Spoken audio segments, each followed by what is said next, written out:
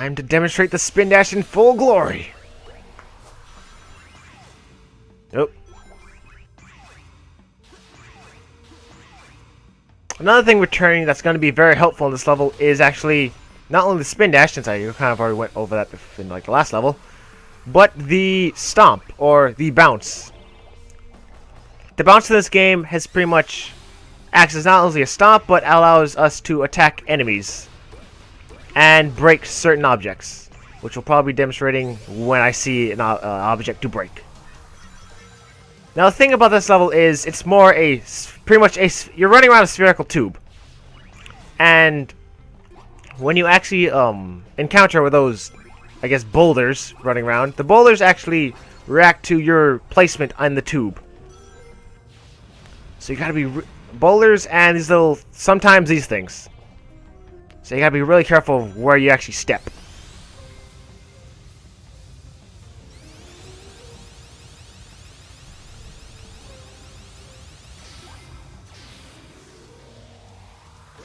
Ugh.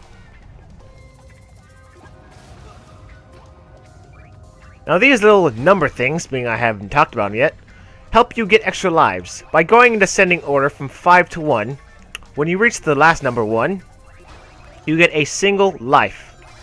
Something that you're really going to want in this game, because this game is very stingy with lives. Another stupid thing, I don't know why, I have no idea why Sega did, was for some reason, when you collect 100 rings, such as so, we don't get a life. There's no, there's no life jingle. You don't get a little life icon pop up. No, you just have more rings. It sucks. It's even worse because oh dear me, I panicked. It sucks because when you beat a level, the score you get is the overall score of the game. You don't even get the ranking system in this game has only been reserved for what'd you call it? For time attack. You know, S to D. And because of so, I have no idea why, rings in this game are only reserved for just health. And that's it. You lose all your rings when you get hit. There's no like little in-game store where you can buy things with all your rings you collected. It's just you get rings. That's it. There's no reward. You just get them. They're pointless collectible items. Whatever. Enough about me ranting. Let's talk about red rings. Now these bells act as, oh dear, a red ring container of a sort. When you fire a bell, you pretty much have to chase the bell around until it pops out a red ring. Every time you touch it, it flies away into a different location where you finally have to touch it. When you touch it enough, oh dear, a red ring will pop out, and we get a red ring. And I got hit by a thing. Oh dear me. So that's Windy Hill Zone 3. Clear.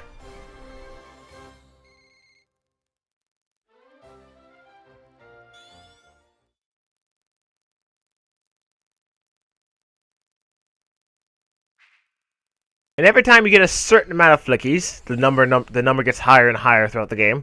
You actually access the final level of the, I guess, area of Windy Hill, or wherever you are. Ooh, I get speed up shoes. I have spin dash for speed up shoes. I don't need you.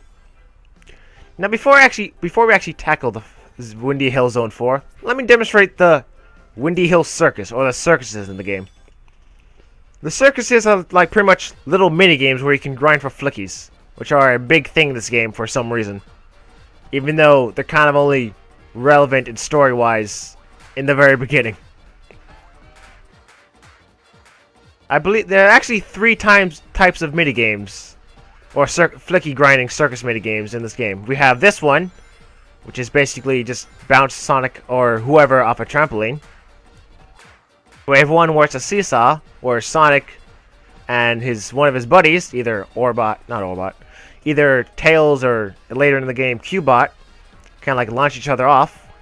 And we also have a cannon, which just basically shoots Sonic and whoever straight up, as it is a cannon. Now these things are actually quite something you need to do in order to actually grind for flickies. They're very helpful in getting like quick bursts of flickies. And for some reason, we get ring bonuses. Again, rings don't matter in this game. The bonuses for the rings don't do anything. They're just pointless high scores that no one's gonna care about.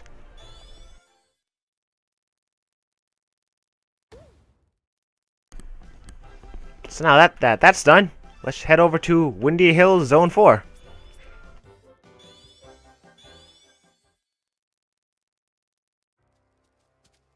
Hey, I've been looking for you. Ah, Sonic Colors reference.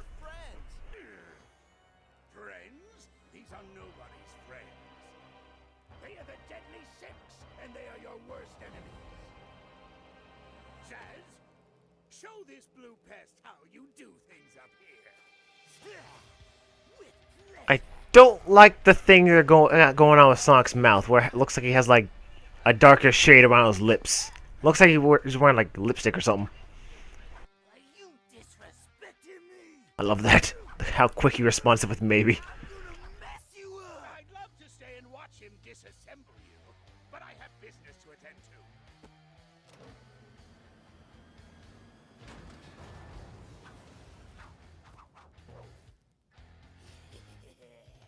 I know the perfect spot to take care of you. That's funny, because I know the perfect spot Oh! to take care of you. But that's like the only time he ever calls him that throughout the game. Which I like that. A nice little callback to the previous game. So, Windy Hill Zone 4. Basically, it's just harder versions of Windy Hill. And at the very end, we fight Zaz. But this level has something very, very different. Not only does it have little thorn vines scattered everywhere, but it has something I've grown to hate very much. Sheep! These sheep have anger issues, and will turn red and violent and start charging into you whenever they feel threatened or pissed off for some reason. Which is pretty annoying. Don't enjoy them. Do not enjoy them. There's that little punk. I've been dreaming about pounding his sorry blue butt. That's kind of weird, Zaz. Not gonna lie. For some reason, the way they transition like different segments of the level from 2D to 3D is with a black screen. Right after he jumps off a little platform. Don't exactly like that, as it just drops Sonic into a different area. Not really doesn't. It kind of makes the flow feel weird. Just one minute you're here, next minute, oh, you're somewhere else. Sure. Do you want?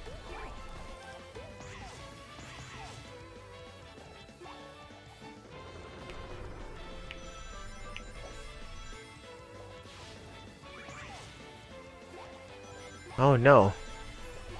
Spinning sunflowers that want to kill me for some reason. Hey! Yeah.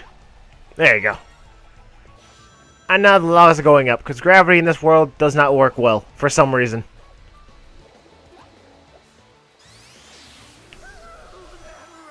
Sonic, I better take his hedgehog down, or the gang will raise me till I'm blue. That man really wants to beat me up. Sadly, though, he will not get the chance, as I'm going to cream him.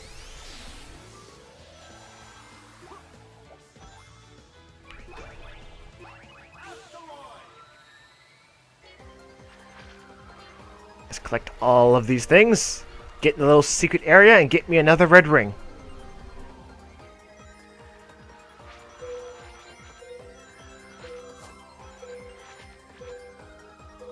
Got it. Now I'm out.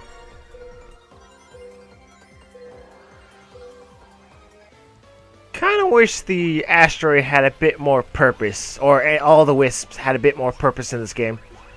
Because pretty much, they don't serve that much. There's not even a reason for them to be here, really. They're just here.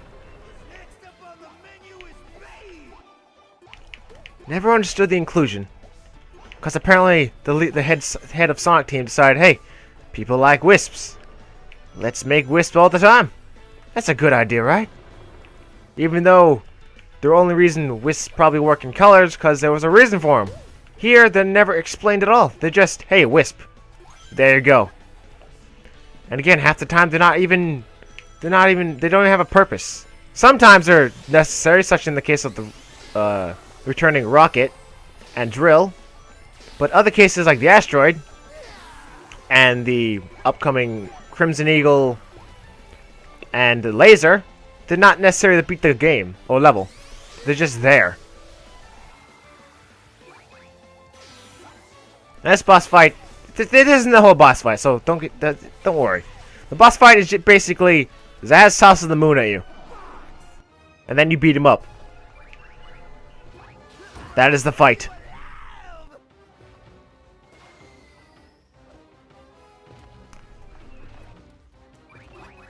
I win game.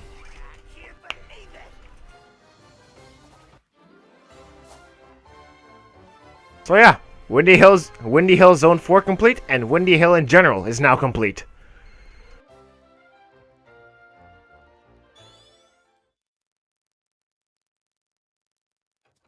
Alright, we good to go or what, Tails? What the hell you fixed in the actual propeller? There's a giant hole in the freaking wing. And reprogrammed a supercomputer using dishwashing detergent and a toothpick. I know. So look, fixing a propeller on a biplane? That's about as difficult as taking a nap.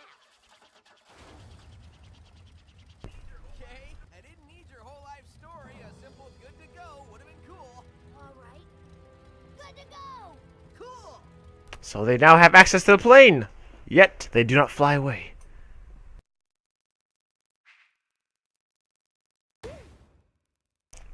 And every time we get all the red rings in an area, we get access to a Chaos Emerald. And I guess you guys know what that means.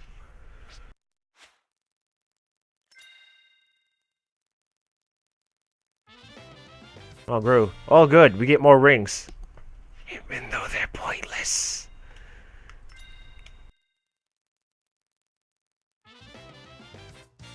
It's quite sad, because there's a lot of items you could actually get via, I guess, the Miiverse items or whatever. But sadly, you can only they're not really accessible in levels. You can only access them when you look down on the tablet and press like a little suitcase thing to access them. Which is pretty weird.